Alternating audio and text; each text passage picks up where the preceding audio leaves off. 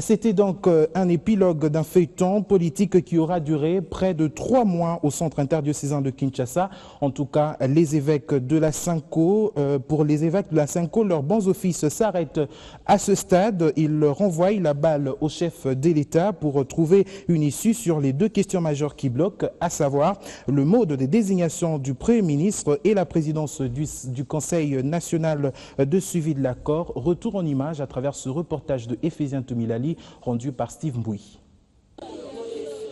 Rendez-vous manqué pour une cérémonie qui était pourtant très attendue par l'opinion tant nationale qu'internationale. Faute d'un barreau d'honneur devant la presse et les différentes composantes, les prélats catholiques, en des termes cachant la déception, se sont contentés de rendre compte de la mission de médiation qui leur avait été confiée par le chef de l'État. Il y a un temps fixé pour tout,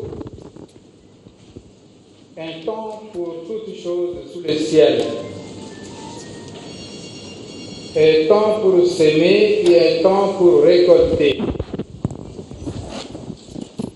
Un temps pour se taire et un temps pour parler. Un temps pour commencer et un temps pour achever.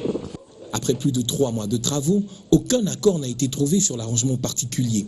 Des blocages ont persisté autour du mot de désignation du Premier ministre et la présidence du Conseil national de suivi de l'accord. Les évêques accusent les 2 camps de mauvaise foi, mais gardent cependant espoir.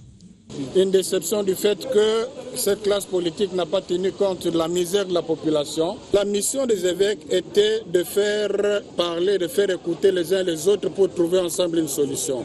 Ce pari a été gagné et dans le déroulement des travaux, on a beaucoup obtenu. Seuls les 2 points qui bloquent font problème, et ce, malgré les propositions faites par la Senco. Et nous espérons que la parole qui n'a pas été écoutée pendant que les évêques étaient à la salle pourra être écoutée demain. Et à cette question, d'où proviendrait le blocage, l'opposition pointe du doigt la MP. Tout a été mis en œuvre pour décourager les évêques, les humilier et faire en sorte que l'accord ne s'applique pas. Parce que le problème de fond, c'est celui-là. Le chef de l'État et ses partisans n'ont jamais voulu de cet accord, n'ont jamais voulu de la médiation. Nous prenons acte surtout de l'abandon des bons offices de la Cinco et nous nous disons toujours tourner vers la possibilité de continuer à chercher le bien-être pour le peuple congolais. Faux, retorque la mouvance au pouvoir, qui estime, elle, tout de même qu'il n'y a pas péril en demeure. Les négociations sont permanentes.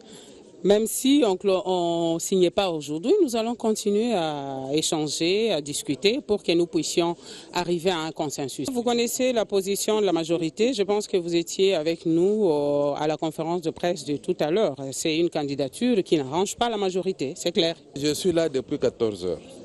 De 14 heures à 19 heures. Je n'ai fait que travailler sur le texte. Vous croyez que je viens perdre mon temps ici? Le message, c'est que nous sommes à l'écoute de ces attentes, de ces aspirations et nous allons les respecter. Les évêques ont promis de faire rapport au chef de l'État qui, pour eux, revient le dernier mot sur l'application de l'accord du 31 décembre 2016.